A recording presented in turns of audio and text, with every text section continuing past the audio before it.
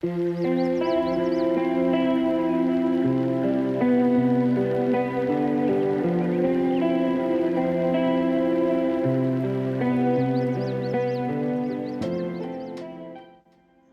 and welcome back to Aquasplainer. It's been a month since I first set up my Dutch-inspired bowl aquascape, and it's looking great. It looks beautiful, and everybody who sees it says so. But things haven't been easy. I've made mistakes, problems arose. In this video, I'm going to look at some of the things that didn't go to plan and the solutions I found to get this tiny ecosystem back on track. Every new aquascape is an experiment. You're trying to find the right balance between your soil, your substrate, your water, and your light so that they can support the plants and aquatic creatures you bring in that turn a bowl into a living, breathing ecosystem. The important thing is to learn and to grow with the experience. Let's start off with a look at where things are at and what's changed since I first set up this Dutch-inspired bowl aquascape. The basis of this aquarium is a layer of wild mud full of nutrients and microorganisms that keep the system balanced. Over that is a layer of play sand. This is sometimes called a dirted tank system because the natural organisms in the mud are what help keep the tank clean. The surface of the sand was divided into 5 strips, one for each plant, inspired by Dutch-style aquascaping. The plants include Cryptocorin parva in one outside furrow, and Lilaeopsis brasiliensis in the other. In the inside lanes, I planted Cryptocorin Wendy red and a nice pale Echinodorus ocelot green. In the middle is the fast-growing Limnophila sessiliflora. I used already cycled water from another tank and added 5 ram's horn snails, plus a selection of colorful Neocaridina shrimp. The most noticeable change is that I've removed the ram's horn snails. Their purpose was to eat algae and decaying plant matter, but the ones I bought were too big for a nanoscape. What I discovered is that they also like to eat softer plants, especially my Cryptocorin parva, which is nearly gone. They also uprooted other plants, especially the Lilaeopsis brasiliensis. Have no fear, I have replaced them with 4 bumblebee horn snails. This is a variety of nerite snail.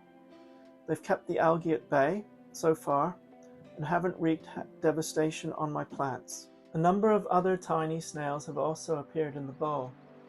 It's possible the ram's horn snails laid some eggs which have hatched, or they might have arrived with the plants. I'll be keeping an eye on them, but for now they're just part of the cleanup crew. In the early stages, the shrimp did not do well. Quite a few died, and I feel really bad about that. So I put some floating frogbit, also called Limnobium levigatum, into the bowl. It's added to the natural filtration of the system, absorbing toxins, and it's growing very quickly. It also looks really nice, and the remaining shrimp love it. Also, to help the shrimp, I placed a piece of calcified flint in amongst the plants. The lime-based outer layer of the stone contains calcium carbonate, which shrimps need for their exoskeletons. You can't really see it at first glance, but sometimes they sit on it and perhaps absorb a little calcium to help them grow. Another thing you'll notice is that I've added some small fish. A couple of baby Endler guppies were born in my large community tank, and rather than let them fend for themselves in that environment, I moved them to the bowl. They're a nice yellowy-green color, and they're starting to grow. They might bring a little more movement to the water, as this is a filterless system. When I was investigating what to do about the ram's horn snails eating the Cryptocorin parva, one of the guys at my local aquatic center suggested giving them algae wafers. Maybe the idea was to lure them away from the crypts. but they liked the plants more, and the wafers just added waste to the system. At another aquatic center, one of the staff was certain I needed to give the shrimp lots of food. That wasn't helpful either. In a well-planted system like this, the shrimp get plenty of food from dying plant matter, algae, and the biofilm on every surface. I only add a tiny amount of food to the bowl, and that's enough. Let's look at some of the maintenance issues that need to be taken care of. We're a month in, and the frogbit and the limnophila are taking over up near the surface, and we have a problem with the lilaeopsis. It's floated up and needs to be replanted. Now I'm siphoning off about 5 liters of water. I usually drain a little off whenever I do maintenance on the bowl, because putting my hands in causes displacement and I get water everywhere. This time, we want to take out a good amount so that it's easier to work with the plants. We're also doing a water change to refresh the bowl, and we'll replenish it with new, clean, dechlorinated water. Next, I'm taking out all the floating frogbit, the Limnobium levigatum. It will just get in the way otherwise. I'll keep it in the water I siphoned off. You can see its long roots. They filter waste out of the water.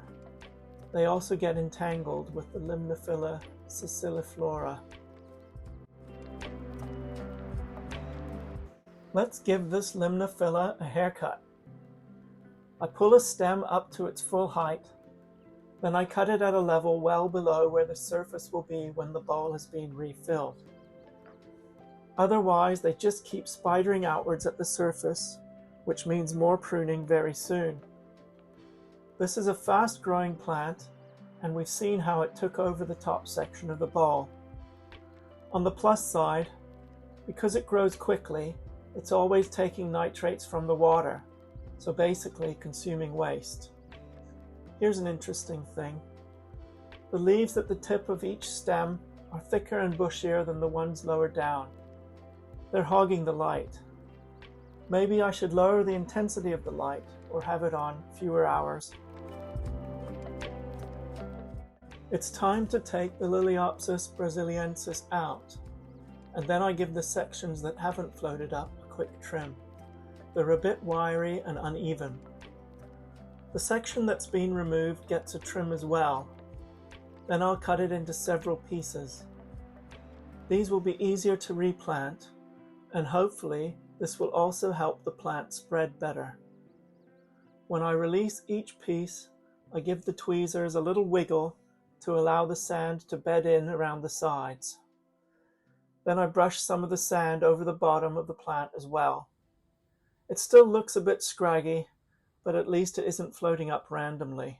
Now that it's a bit easier to work in the bowl, I'm giving the glass a quick rub with the trusty white filter pad. It won't scratch the surface. The glass is actually very clean considering this is a filterless setup. No algae whatsoever. The next part is a little hard to see because of the curvature of the glass. Or maybe I'm just not shooting it all that well. To give the remaining Cryptocorin parva a better chance, I'm cutting back the Echinodorus ocelot green, also known as Amazon sword. The crypt is that small plant you see in the foreground. By taking out some of the overhanging leaves, hopefully it will get more light. I'll also take out some of the dying leaves, like the browning one you see on the left. Okay, let's reset things by refilling the bowl with water. A little bit of debris will be whipped up, and some of the cuttings will float to the top. I'll just net them off with my favorite shrimp net. I love this thing, it's perfect for nanoscaping. Then we can return some of the floating frogbit to the bowl. I'm only going to put 4 or 5 pieces back in. It will grow quickly enough. The plants underneath can enjoy more light, and the Endlers can enjoy a little more surface area to forage. Now, if you want to make a nanoscape in a bowl just like this one, then check out my step-by-step guide to creating a Dutch-style aquascape in a bowl on the channel. I've also included links to everything you see, like the light, the plants, the bowl itself, in the description. Our experiment is progressing really well, and I'm thrilled with how it looks. Not everything has been perfect. We lost some shrimp, and the carpet plants haven't been doing so well, for example. But hopefully, with the adjustments we're making, everything's back on track. I think a bowl aquascape like this would look great in any living room, but I would say that. Finally, all I have to say is thank you for watching. Please subscribe, and bye-bye.